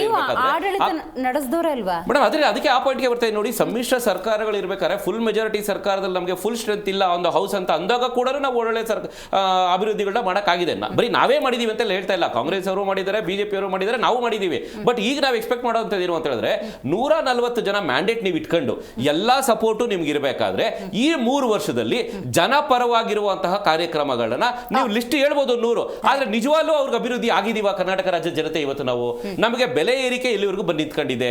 ಆಮೇಲೆ ನಮಗೆ ದಿನನಿತ್ಯ ನಾವು ಹೇಳೋವಂಥದ್ದು ಏನಿದೆ, ನಿಮಗೆ ಬರೀ ಒಂದು ಎಜುಕೇಶನ್ಗೆ ಅಂತ ಕಟ್ಟೋ ಫೀಸಿಂದ ಹಿಡ್ಕೊಂಡು ನಾನೊಬ್ಬ ಯುವಕ ನನಗೊಂದು ಕೆಲಸ ಸಿಗುತ್ತಾ ಇಲ್ವಾ ಅನ್ನೋದು ಹಿಡ್ಕೊಂಡು ಎಲ್ಲ ಆನ್ಸರ್ಬಲ್ ಆಗುತ್ತೆ. ಕೇಂದ್ರದವ್ರನ್ನ ಕೇಳ್ಬೋದು ನೀವು, ಅವ್ರು ಅಷ್ಟು ಕೊಟ್ಬಿಟ್ರೆ ಲಕ್ಷ, ಇಷ್ಟು ಕೊಟ್ಬಿಟ್ರೆ ಮತ್ತೊಂದು ಅಂತ ನಾವು ಹೇಳ್ಬೋದು. ಆದ್ರೆ ನಾವೇನ್ ಮಾಡಿದೀವಿ ಅನ್ನೋದನ್ನ ನಾವು ಆನ್ಸರೇಬಲ್ ತಾನೆ. ನಮ್ಮ ಮುಖ ನಾವು ಕನ್ನಡಿಯಲ್ಲಿ ನೋಡ್ಕೊಂಡಾಗ ನಮಗೆ ಆನ್ಸರ್ ಶೇಮ್ ಆಗಲ್ವಾ? ನಾವೇನ್ ಮಾಡ್ತಾ ಇದೀವಿ ಕರ್ನಾಟಕ ರಾಜ್ಯಕ್ಕೆ ಅಂತ ಅಂದ್ಬಿಟ್ಟು. ರೈಟ್, ಧರಣೇಶ್ ಅವರು ನೀವು ಹೇಳಿ, ಈಗ ಅಧಿಕಾರ ಹಸ್ತಾಂತರ ಅಂದಾಗ ಅದು ಹೈಕಮಾಂಡ್ ಡಿಸಿಷನ್, ಯಾವ ಬೇಕಾದರೂ ಕೂಡ ತಗೋಬಹುದು, ತಗೊಳ್ದೇನೂ ಇರ್ಬೋದು, ಅವ್ರಿಗೆ ಬಿಟ್ಟಿದ್ದು.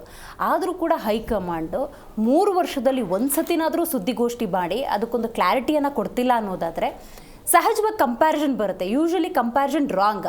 ಬಟ್ ಸಿದ್ದರಾಮಯ್ಯನವರ ಪರಿಪಕ್ವತೆ, ಅವರು ಈ ಹಿಂದೆ ಕೂಡ CM ಆಗಿ ನಡೆಸಿದಂತಹ ಆಡಳಿತ, ಈಗ 3 ವರ್ಷ ಮಾಡಿರುವಂತಹ ಆಡಳಿತ, ಇದೆಲ್ಲವನ್ನ ಒಂದು ಕಡೆ ತಕ್ಕದಿಗೆ ಹಾಕ್ತಾರೆ.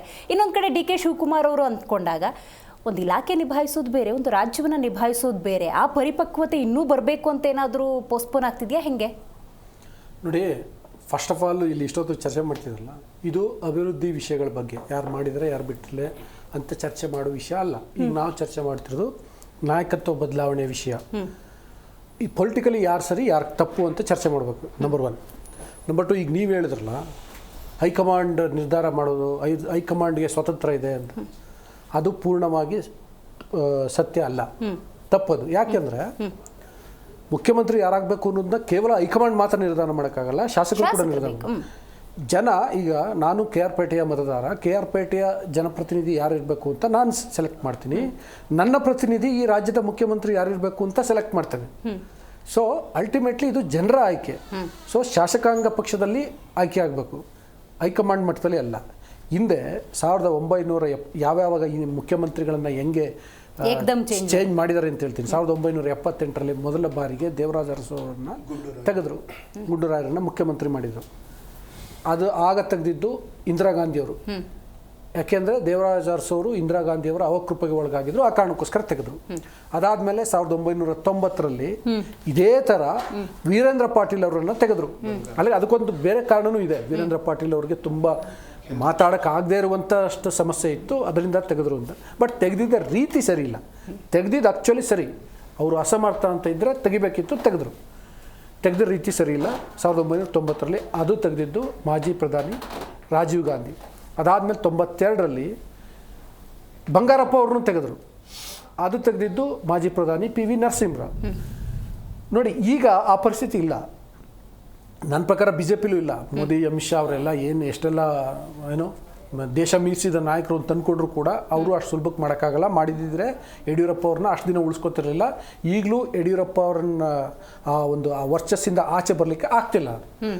ಯಡಿಯೂರಪ್ಪ ಇಲ್ಲದೆ BJP ಕಟ್ಟಕ್ಕಾಗಲ್ಲ, BJP ಇಲ್ಲ ಅನ್ನೋ ರೀತಿಯಲ್ಲಿ ನೋಡ್ತಿದ್ದಾರೆ.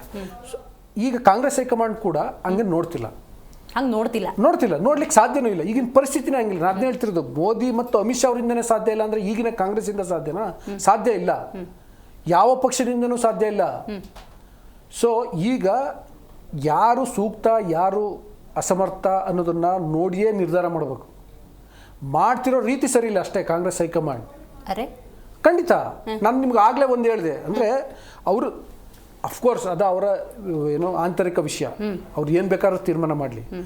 ತೀರ್ಮಾನ ಮಾಡಿದ್ದು ಸರಿ ಇದ್ದರೆ ಅದಕ್ಕೆ ರಿಸಲ್ಟ್ ಅದೇ ರೀತಿ ಬರುತ್ತೆ. ತಪ್ಪು ತೀರ್ಮಾನ ಮಾಡಿದರೆ ಜನ ಪಾಠ ಕಲಿಸ್ತಾರೆ. ಆಯ್ತು, ಒಂದು KPCCನೋ AICC ಕಚೇನೋ ರಾಜ್ಯದ ದೊಡ್ಡ ದೊಡ್ಡ ನಾಯಕರನ್ನ ಕೂರಿಸ್ಕೊಂಡ್ರಪ್ಪ. ನೋಡಿ, ಸಿದ್ದರಾಮಯ್ಯನವ್ರು ಹೆಂಗೋ 3 ವರ್ಷ ಮಾಡಿದ್ದಾರೆ. KPCC ಅಧ್ಯಕ್ಷರಾಗಿ DK ಶಿವಕುಮಾರ್ ಅವರು ಕೂಡ ಸುದೀರ್ಘ ಸೇವೆ ಸಲ್ಲಿಸಿದ್ದಾರೆ. ಪಕ್ಷಕ್ಕಾಗಿ ತನು ಮನ ಧನ ಕಾಯ ವಾಚ ಕೆಲಸ ಮಾಡಿದ್ದಾರೆ. ಈಗ ನಾವೊಂದು ನಿರ್ಧಾರಕ್ಕೆ ಬಂದಿದ್ದೀವಪ್ಪ, ಮುಂದಿನ 2 ವರ್ಷ ಇದೆ, DK ಶಿವಕುಮಾರ್ ಅವ್ರನ್ನ ಕೂರ್ಸೋಣ ಅಂತ ನಮ್ಮ ಅಭಿಪ್ರಾಯ ಅಂತ ಹೈಕಮಾಂಡೇ ಹೇಳ್ತು ಅಂದಾಗ ಅಲ್ಲಿರುವಂತಹ ಇತರ ಕಾಂಗ್ರೆಸ್ನ ಹಿರಿಯ ನಾಯಕರು ಕಿರಿಯರೆಲ್ಲ ಅಪೋಸ್ ಮಾಡಿಬಿಡ್ತಾರೆ ಅಂತನಾ? ನೋಡಿ, ಈ ಸಿನಿಮಾ ನಟರು ಹೇಳ್ತಿರ್ತಾರೆ ನಾವು ಕಲಾ ಸೇವೆ ಮಾಡಿದ್ವಿ ಅಂತ. ಓಕೆ, ಅವ್ರು ಏನು ಮಾಡಿರಲ್ಲ, ದುಡ್ಡು ಇಸ್ಕೊಂಡು ಆ್ಯಕ್ಟ್ ಮಾಡಿರ್ತಾರೆ. DK ಶಿವಕುಮಾರ್ ಇರಲಿ, ಸಿದ್ದರಾಮಯ್ಯ ಇರಲಿ, ಯಡಿಯೂರಪ್ಪ ಇರಲಿ, ಅವ್ರೇನು ಪಕ್ಷ ಸೇವೆ ಏನು ಮಾಡಿಲ್ಲ. ಪಕ್ಷ ಕಟ್ಟಿದ್ದಾರೆ, ಒಂದಷ್ಟು ಕೆಲಸ ಮಾಡಿದ್ದಾರೆ. ಅದಕ್ಕೆ ಮಿಗಿಲಾದಷ್ಟು ಲಾಭ ಅವ್ರಿಗೆ ಆಗಿದೆ. ಸಿದ್ದರಾಮಯ್ಯಗಿರ್ಬೋದು, DK ಶಿವಕುಮಾರ್ ಅವ್ರಿಗಿರ್ಬೋದು. ಇಲ್ಲಿ ಬಹಳ ಸೂಕ್ತವಾದಂಥ ನಿರ್ಧಾರ ತಗೋಬೇಕಾದಂಥ ಜವಾಬ್ದಾರಿ ಇದ್ದದ್ದು ಕಾಂಗ್ರೆಸ್ ಹೈಕಮಾಂಡ್ಗೆ. ಹೈಕಮಾಂಡ್ ವೈಫಲ್ಯವೇ ಈ ಎಲ್ಲ ಗೊಂದಲಕ್ಕೆ ಕಾರಣ. ಇದ್ರಾಗ ಯಾವ ಅನುಮಾನವೂ ಇಲ್ಲ. ಈಗ ಮೊದಲ ಅಂದರೆ 2023ರಲ್ಲಿ ಅಧಿಕಾರ ಬಂತಲ್ಲ ಕಾಂಗ್ರೆಸ್ಸು, ಆಗಲೇ ಇನ್ ಕೇಸ್ ಅಧಿಕಾರ ಹಂಚಿಕೆ ಒಪ್ಪಂದ ಆಗಿದ್ರೆ ಒಪ್ಪಂದ ಆಗಿದೆ ಅಂತ ಹೇಳ್ಬೋದಿತ್ತು, ಆಗಿಲ್ಲ ಅಂದರೆ ಆಗಿಲ್ಲ ಅಂತ ಹೇಳ್ಬೋದಿತ್ತು. ಹೌದಾ? ಅವರು ಹೇಳಿದರು, ಏನೋ ಸಿದ್ದರಾಮಯ್ಯ ಮುಖ್ಯಮಂತ್ರಿ, ಇವರು KPCC ಅಧ್ಯಕ್ಷರು ಮತ್ತು ಓರ್ವ DCM ಅಂತ ಹೇಳಿದ್ರಲ್ವಾ. ಸ್ವಲ್ಪ ದಿನಕ್ಕೆ ಗೊಂದಲ ಶುರು ಆಗ್ತದೆ. ಇವಾಗೇನು ಮಾಡಿದ್ರಲ್ಲ, ಇಂಟರ್ವ್ಯೂನ್ ಆದ್ರಲ್ಲ, ಆ ಕೆಲಸ ಆವಾಗಲೇ ಮಾಡ್ಬೋದಿತ್ತು, ಮಾಡಬೇಕಿತ್ತು, ಮಾಡಲಿಲ್ಲ. ಈಗಲೂ ಅಷ್ಟೇ. ಇದನ್ನ ನನಗೇನೋ ಈಗಲೂ ಏನು ಅನ್ನಿಸ್ತೀವಿ ಅಂತಂದರೆ, ಈ ಕ್ಷಣಕ್ಕೆ ಏನು ಮಾಹಿತಿ ಇದೆಯಲ್ಲ, KC ವೇಣುಗೋಪಾಲ್ ಅವರ ಸ್ಟೇಟ್ಮೆಂಟನ್ನು ಆಧರಿಸಿ ಹೇಳೋದಾದರೆ ಈಗಲೂ ಕೂಡ ಒಂದು ರೀತಿಯಲ್ಲಿ ತಿಪ್ಪೆ ಸಾರಿಸಿದೆ ಹೈಕಮಾಂಡ್. ಸರಿಯಾದ ತೀರ್ಮಾನವನ್ನು ಮಾಡಿಲ್ಲ. ಅಂದ್ರೆ 28ಗೆ ಅವ್ರು ಬರಲ್ಲ ಅನ್ನೋ ಕ್ಲಾರಿಟಿ ಇದೆ ಅಂತನ? ಅಲ್ಲ, ನನಗೆ ಗೊತ್ತಿಲ್ಲ. ಅಲ್ಲ, ಹಿಂಗೆ ತಿಪ್ಪೆ ಸಾರಿಸಿದ್ರೆ ಬರಲ್ಲ ಅವರು. ಆ ಕ್ಲಾರಿಟಿ ಅಲ್ಲೇನು ನೀವು ಹೇಳೋ ಹಾಗೆ ಹೈಕಮಾಂಡಲ್ಲಿ ಏನು ಸಣ್ಣ ಪುಟ್ಟವ್ರು ಕೂತಿದಾರ. ಮಲ್ಲಿಕಾರ್ಜುನ್ ಖರ್ಗೆ ಅವರು, ಸೋನಿಯಾ ಗಾಂಧಿ ಇದ್ದಾರೆ, ರಾಹುಲ್ ಗಾಂಧಿ ಇದ್ದಾರೆ, KC ವೇಣುಗೋಪಾಲ್ ಇದ್ದಾರೆ, ಸುರ್ಜೇವಾಲಾ ಇದ್ದಾರೆ. ಅವರೆಲ್ಲರೂ ದೌರ್ಬಲ್ಯ ಹೊಂದಿದ್ದಾರೆ ಅಂತ ಹೇಳ್ದಂಗೆ ಆಯ್ತು ನೀವೀಗ. ನೋಡಿ, ನಾವಿಲ್ಲಿ TV ಡಿಬೇಟಲ್ಲಿ ಚರ್ಚೆ ಮಾಡಿದಷ್ಟು ಈಸಿ ಅಲ್ಲ ಯಾವುದೋ ಒಂದು ನಿರ್ಧಾರ ತೆಗೆದುಕೊಳ್ಳೋದು. ಆದರೂ ತೆಗೆದುಕೊಳ್ಳಬೇಕು. ಯಾಕೆಂದರೆ ಅದಕ್ಕೋಸ್ಕರನೇ ರಾಜಕೀಯ ನಾಯಕತ್ವ ಅನ್ನೋದು, ಪೊಲಿಟಿಕಲ್ ಲೀಡರ್ಶಿಪ್ ಅನ್ನೋದು ಇಂಡಿಯನ್ಗೆ ಮತ್ತೆ. ಹೌದಾ? ತಗೋಬೇಕು ಅವರು. ಅದು ಅವರ ಕರ್ತವ್ಯ, ಜವಾಬ್ದಾರಿ. ಮಾಡಿಲ್ಲ. ಈ ಥರ ನಾನು ಆಗಲೇ ಹೇಳಿದ್ನಲ್ಲ, ಸಾಧಕ ಬಾಧಕಗಳನ್ನೆಲ್ಲ ಚರ್ಚೆ ಮಾಡಬೇಕು. ಈಗ ಈ ಇಶ್ಯೂ ಏನು, ಸಿದ್ದರಾಮಯ್ಯ ಅವ್ರನ್ನ ಕಂಟಿನ್ಯೂ ಮಾಡಬೇಕಾ ಅಥವಾ ಅವ್ರನ್ನ ಕೆಳಗಿಳಿರಿ ಅಂತ ಹೇಳ್ಬೇಕಾ? DK ಶಿವಕುಮಾರ್ ಅವ್ರನ್ನ ಮುಖ್ಯಮಂತ್ರಿ ಮಾಡಬೇಕಾ ಅಥವಾ 2028ರವರೆಗೆ ಕಾಯ್ಬಿರಿ ಅಂತ ಹೇಳ್ಬೇಕಾ? ಇಷ್ಟ ತಾನೇ ಇಶ್ಯೂ. ಕರೆಕ್ಟ್. ಇದಕ್ಕೆ ಏನಾಗುತ್ತೆ, ಸಿದ್ದರಾಮಯ್ಯ ಅವ್ರನ್ನ ಮುಂದುವರ್ಸಿದ್ರೆ ಲಾಭನ ನಷ್ಟನ, ಸಿದ್ದರಾಮಯ್ಯ ಅವ್ರನ್ನ ಕೆಳಗಿಳಿಸಿದ್ರೆ ಲಾಭನ ನಷ್ಟನ? ಫೈನಲಿ ಒಂದು ಪೊಲಿಟಿಕಲ್ ಪಾರ್ಟಿ ಏನನ್ನ ಯೋಚನೆ ಮಾಡಬೇಕು, ರಾಜಕೀಯವಾಗಿ ಆಗುವಂಥ ಲಾಭ ನಷ್ಟಗಳನ್ನು. ಅಫ್ಕೋರ್ಸ್ ಅಭಿವೃದ್ಧಿ ಬಗ್ಗೆ ಚರ್ಚೆ ಮಾಡಬೇಕು, ಜನಹಿತ ಚರ್ಚೆ ಮಾಡಬೇಕು, ಅದು ಸಪ್ರೇಟ್ ಚರ್ಚೆ, ನಾನು ಅದನ್ನಿಲ್ಲ ಅಂತ ಹೇಳ್ತಿಲ್ಲ. ಒಂದು ಪೊಲಿಟಿಕಲ್ ಪಾರ್ಟಿ ಪ್ರಾಕ್ಟಿಕಲಿ ಯೋಚನೆ ಮಾಡಬೇಕಾಗಿದ್ದೇನು, ರಾಜಕೀಯವಾಗಿ ಆಗುವ ಲಾಭ ನಷ್ಟಗಳ ಬಗ್ಗೆ ಅದನ್ನು ಮಾಡಬೇಕು. DK ಶಿವಕುಮಾರ್ ಓಕೆ, ಅವರಿಗೆ ಅವರ ಹಿಂದಿರುವಂಥ ವೋಟ್ ಬ್ಯಾಂಕ್, ಅವ್ರಿಗಿರುವಂಥ ಸಾಮರ್ಥ್ಯ, ಶಾಸಕರ ಬೆಂಬಲ ಇದನ್ನು ಎಲ್ಲನೂ ಪರಿಗಣಿಸ್ಬೇಕಲ್ಲ. ಅದೇ ರೀತಿ ಅವ್ರು ಅಫ್ಕೋರ್ಸ್ ಅವ್ರು ಮಾಡಿರೋ ಕೆಲಸ, ಸಿದ್ದರಾಮಯ್ಯ ಕಾಂಟ್ರಿಬ್ಯೂಷನ್. ಈಗ 2023ರಲ್ಲಿ ಡಿ ಕೆ ಶಿವಕುಮಾರ್ ಕ್ಲೇಮ್ ಏನು, ನಾನು ಪಕ್ಷವನ್ನು ಅಧಿಕಾರಕ್ಕೆ ತಂದಿದ್ದೀನಿ ಅಂತ. ಒಬ್ಬರೇ ತಂದಿದ್ದಾರಾ? ಆಗ ಇಡೀ ರಾಜ್ಯಾದ್ಯಂತ ಅತಿ ಹೆಚ್ಚು ಟೂರ್ ಮಾಡಿದ ನಾಯಕ ಯಾರು? ಅತಿ ಹೆಚ್ಚು ಕ್ಷೇತ್ರಗಳಲ್ಲಿ ಹೋಗಿ ಮತ ಯಾಚನೆ ಮಾಡಿದ್ಯಾರು? ಆಯ್ತಾ? ಅದಕ್ಕೊಂದು ಕ್ಯಾಂಪೇನಿಂಗ್ ಕಮಿಟಿ ಅಂತ ಇರುತ್ತೆ, ಅವ್ರ ಕಾಂಟ್ರಿಬ್ಯೂಷನ್ ಇಲ್ವಾ? ಕಾರ್ಯಕರ್ತರು ಅಂತ ಇರ್ತಾರೆ, ಅವ್ರ ಕಾಂಟ್ರಿಬ್ಯೂಷನ್ ಇಲ್ವಾ? ಮತ್ತೆ ಎಲ್ಲಕ್ಕಿಂತ ಹೆಚ್ಚಾಗಿ ಕಾಂಗ್ರೆಸ್ ಪಾರ್ಟಿಗೆ ಅದಕ್ಕೊಂದು ಐಡಿಯಾಲಜಿ ಅಂತಿದೆ, ಆಯ್ತಾ? ಬಿಜೆಪಿಗೂ ಇದೆ. ಬಿಜೆಪಿಗೆ ಮತ ಹಾಕೋರೆಲ್ಲ ಕ್ಯಾಂಡಿಡೇಟ್ ನೋಡೇ ಹಾಕಲ್ಲ.